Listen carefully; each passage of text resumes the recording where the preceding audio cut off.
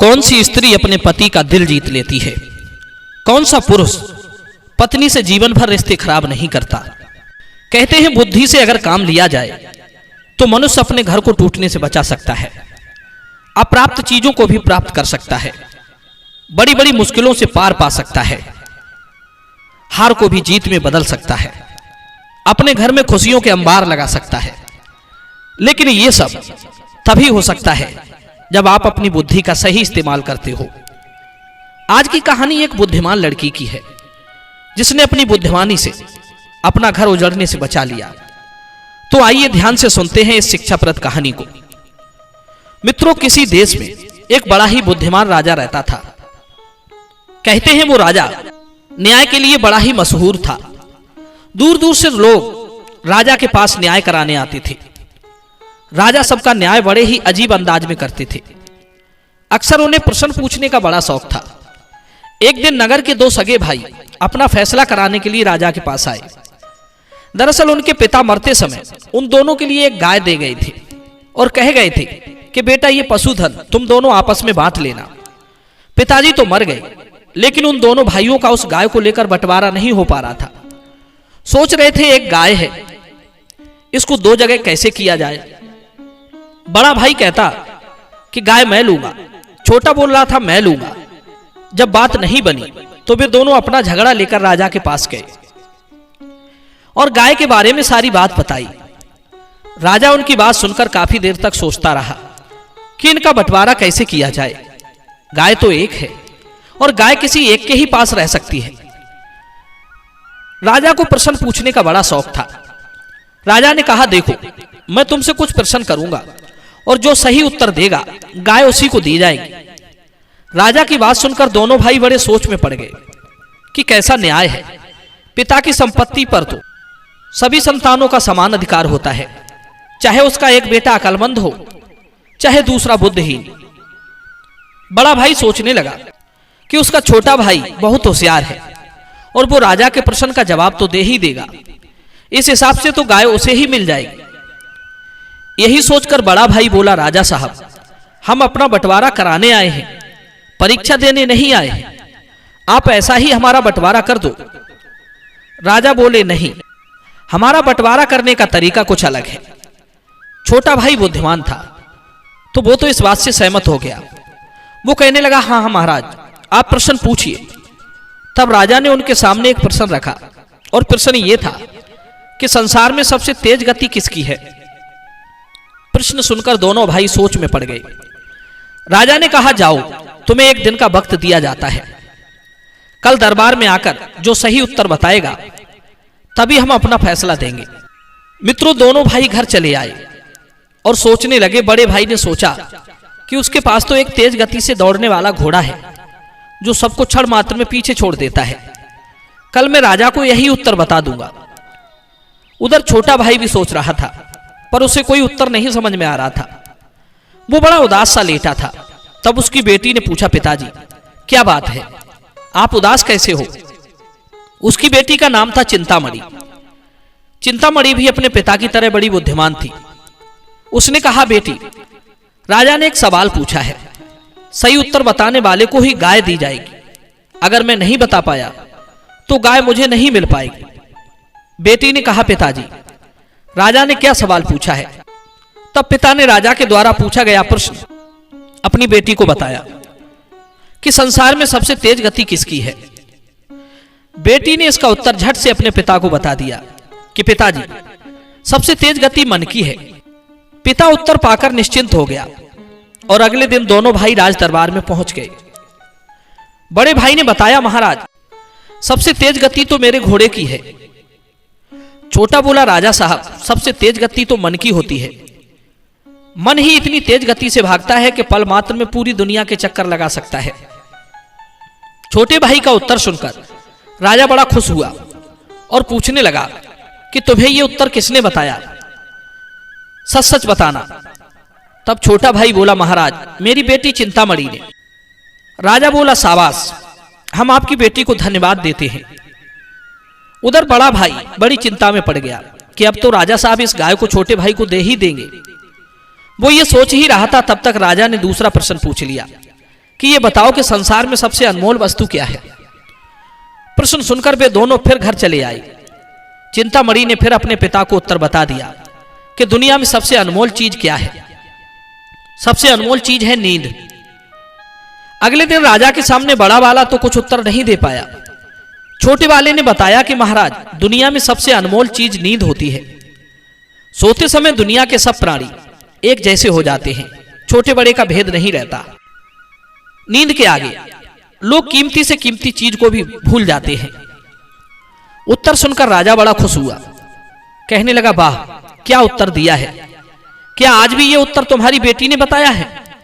छोटे भाई ने उत्तर दिया, हाँ महाराज। राजा ने सोचा, लगता है इसकी बेटी बहुत ही बुद्धिमान है, उसकी बुद्धि की और भी परीक्षा लेनी चाहिए। राजा ने छोटे भाई को एक खाली बोरी देती हुई कहा कि इस बोरी को आप अपनी बेटी को दे देना। इस बोरी में हवा के बीज हैं।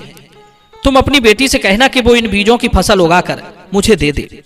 दोस्तों, चिंतामणि वो खाली बोरी देखकर मुस्कुराने लगी और बोली, पिताजी, राजा से कहना कि मैंने हवा के बीज हवा में रोप दिए हैं। जब फसल तैयार हो जाएगी तो हवा स्वयं आपका दरवाजा खटखटाएगी। थोड़े दिन प्रतीक्षा करना। मित्रों, उधर बड़ा भाई राजा के इन प्रश्नों से बड़ा परेशान था। सोचने लगा, राजा साहब हम दोनों का बंटवारा तो नहीं कर रहे हैं, उल्टा हमें इन प्रश्नों में उलझाए पड़े हैं। ये कैसा न्याय है। तब राजा ने बड़े भाई से कहा, देखो, बंटवारा तो हो गया, गाय पर पूरा अधिकार तुम्हारा है। आज से गाय तुम्हारी ही है।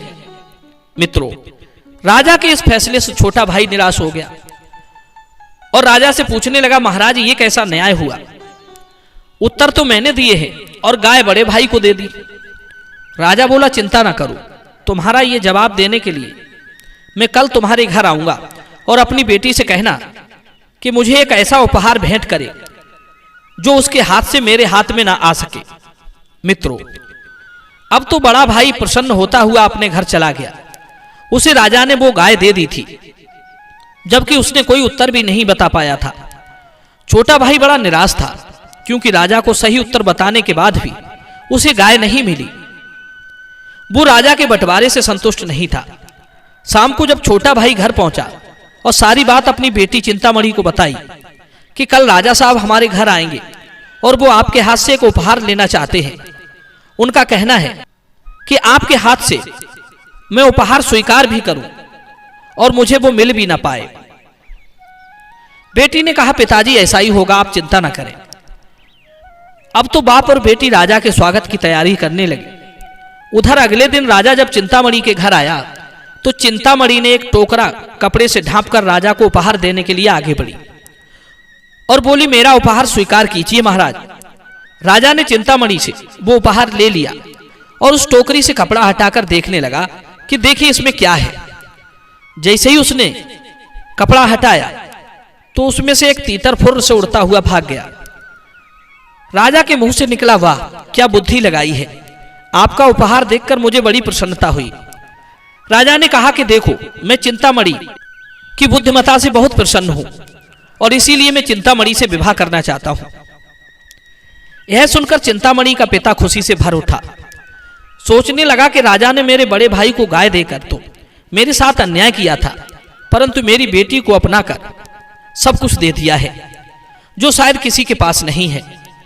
राजा ने कहा कि देखो, मैं आपकी बेटी से विवाह करता हूं, परंतु मेरी एक शर्त है। आपकी बेटी मेरे राजकाज के कार्य में हस्तक्षेप ना करे और जिस दिन इसने ऐसा किया उसी दिन इसे मेरे घर से आना होगा और ये अपने साथ सिर्फ एक चीज ला सकती है जो इसे अच्छी लगे। चिंतामणि ने कहा, महाराज मुझे आपकी शर्त स्वीकार है। दर्शक बंधु, अब तो राजा ने चिंतामणि से विवाह कर लिया और उसे रानी बनाकर अपने घर ले आया और आनंद पूर्वक रहने लगा। शर्त के अनुसार चिंतामणि राजकाज के कार्य में कभी दखल नहीं देती थी, चाहे राजा का फैसला कितना ही गलत क्यों ना होता। वो जानती थी कि अगर मैंने कुछ कहा तो राजा का घर छोड़कर मुझे अपने पिता के घर जाना होगा। कई बार राजा ने सही सही न्याय नहीं की, पर वो कुछ नहीं बोली। एक बार राजा ने किसी कारणवश मंत्री के बेटे को मृत्यु दंड का हुक्म सुना दिया था। चिंतामणि जानती थी कि मंत्री का बेटा निर्दोष है और बिना बात मारा जाएगा। मंत्री की पत्नी भी चिंतामणि से मिलने पहुंच गई और उससे निवेदन किया कि वो उसके बेटे के प्राण बचा ले। तब चिंतामणि ने राजा से कहा कि मंत्री जी का बेटा बिल्कुल निर्दोष है, आपको किसी ने गलत खबर दी है। आप एक बार इस केस की बारीकी से जांच कर लो, उसके बाद किसी नतीजे पर पहुंचना। राजा ने चिंतामणि की बात तो मान ली और जब दोबारा से जांच बैठाई तो मंत्री का बेटा निर्दोष पाया गया। राजा ने तुरंत मृत्युदंड की सजा को रद्द कर दिया और उसके बाद अपनी पत्नी चिंतामणि से कहा कि तुमने मेरी शर्त तोड़ी है, इसलिए मेरे घर से जाना होगा और जिस एक चीज को तुम सबसे अधिक कीमती समझती हो, तुम अपने साथ एक चीज ले जा सकती हो। चिंतामणि ने कहा, महाराज मैं खुशी खुशी अपने घर चली जाऊंगी। मुझे खुशी है कि मैंने एक निर्दोष की जान बचा ली। आप आज शाम का भोजन मेरे साथ कर लो, कल सुबह मैं आपके यहां नहीं दिखूंगी। राजा ने कहा, ठीक है। रानी ने बड़े प्यार से भोजन बनाया और अपने पति को भोजन कराया। कुछ देर बातें करते रहे, फिर राजा साहब को नींद आ गई। सुबह जब राजा की आंख खुली तो उसने देखा कि चिंतामणि तो अभी भी उसके पास ही बैठी है। राजा ने पूछा, तुम तो कह रही थी मैं सुबह दिखाई नहीं दूंगी, तुम तो अभी भी मेरे पास हो, यहां से गई नहीं क्या तुम्हें शर्त याद नहीं है? रानी बोली, महाराज मुझे आपकी शर्त अच्छी तरह से याद है। रानी ने हंसकर कहा, महाराज पहले आप कमरे से बाहर निकलकर देखिए। राजा एक संग हड़बड़ाकर कमरे के बाहर गया।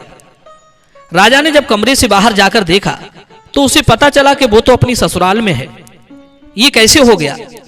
मैं तो शाम अपने महल में सोया था। चिंतामणि बोली, महाराज अचरज की कोई बात नहीं है। आपने शर्त में कहा था कि नियम तोड़ने पर मुझे आपका घर छोड़ना पड़ेगा और मैं केवल एक चीज लेकर ही वहां से जा सकूंगी। बस रात को जब मैंने तुम्हें भोजन कराया था तो मैंने भोजन में नींद की औषधि मिला दी थी। आप तो गहरी नींद में सो गए और सुबह होने से पहले मैं आपकी पालकी को यहां उठवा लाई। देख लो, मैं एक ही चीज लेकर आई हूं, दूसरी कोई नहीं है। मुझे लगा कि मेरे लिए सबसे कीमती चीज आप हो, इसलिए आपको ही ले आई। मुझे आपका घर छोड़ने का कोई दुख नहीं है, मैं यहां आपके साथ खुश रह लूंगी। रानी की बात सुनकर राजा को बहुत हंसी आई। कहने लगा, रानी आपकी बुद्धि और आपकी सोच को मैं नमन करता हूं। मैं भी ऐसी शर्त रखकर पछता रहा हूं। राजा बोला, अच्छा आज के बाद मैं ऐसी कोई शर्त नहीं लगाऊंगा। आओ चलो और अपने घर चलते हैं। रानी बोली, देखो अब तुम मेरी प्रिय चीज हो, मेरी इच्छा के बिना तुम कहीं नहीं जा सकते। राजा हंसकर बोला, प्रिय मुझे क्षमा करना, अब मैं हर काम में तुम्हारी सलाह लिया करूंगा क्योंकि मैं तुम्हारा हूं इसलिए। चिंतामणि ने हंसकर कहा, क्या यह तुम्हारी नई शर्त है? राजा बोला, रानी तुमने मुझे प्रेम करना सिखा दिया है। जिस घर की स्त्री ऐसी होगी उसका पति कभी उससे अलग नहीं हो सकता। अब तो राजा और रानी बड़े प्रेम के साथ अपने महलों को चले आए और आनंद पूर्वक रहने लगे। दोस्तों, ये कहानी आपको कैसी लगी अपनी राय कमेंट में जरूर देना और वीडियो को और लोगों को भी शेयर करना। तो चलिए मिलते हैं अगली कहानी में एक और चर्चा के साथ। आप सभी का बहुत बहुत धन्यवाद। जय श्री कृष्ण।